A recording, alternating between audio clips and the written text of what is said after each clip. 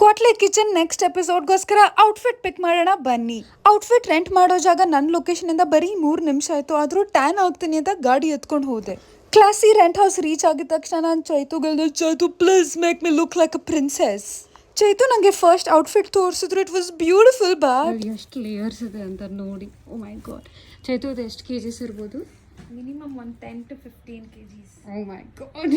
That black lehenga had my heart. ಅದೇ black lehenga ಥರ ಇನ್ನೊಂದು ಪಿಂಕ್ ಒನ್ ಟ್ರೈ ಮಾಡಿದೆ.